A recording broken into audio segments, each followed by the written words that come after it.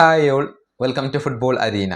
ജപ്പാനെതിരെയുള്ള മത്സരത്തിൽ ബ്രസീൽ മികച്ച പ്രകടനമായിരുന്നു നടത്തിയിരുന്നത്. അതുകൊണ്ട് തന്നെ നോർവേയോട് ബ്രസീൽ പരാജയപ്പെട്ടുകൊണ്ട് പുറത്തു പോകുമെന്ന് ആരും പ്രതീക്ഷിച്ചിരുന്നില്ല. പക്ഷേ പ്രതീക്ഷിക്കാത്തതാണ് സംഭവിച്ചത്. നോർവേ ബ്രസീലിനെ പരാജയപ്പെടുത്തുകയും അവർ മുന്നോട്ട് പോവുകയും ചെയ്തു എന്നുള്ളതാണ്. ഇതേക്കുറിച്ച് അർജന്റീൻ സൂപ്പർ താരമായ ലിയാൻഡ്രോ പരേഡസ് ഇപ്പോൾ സംസാരിച്ചിട്ടുണ്ട്.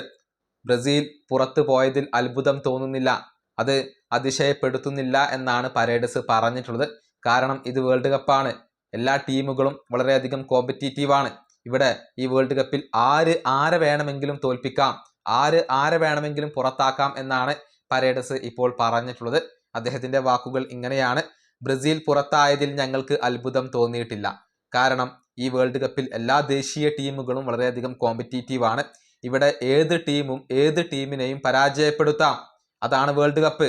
വേൾഡ് കപ്പിൽ ഈസി ഗെയിം എന്ന ഒന്നില്ല, ആരെ വേണമെങ്കിലും പുറത്താക്കാം. ഇതാണ് ഇപ്പോൾ ലിയാൻഡ്രോ പരേഡസ് പറഞ്ഞിട്ടുള്ളത്. അതുകൊണ്ട് തന്നെ എതിരാളികളെ ഒരു കാരണവശാലും വില കുറച്ച് കാണില്ല എന്നുള്ളത് പരേഡസ് ഇപ്പോൾ വ്യക്തമാക്കിയിട്ടുണ്ട്.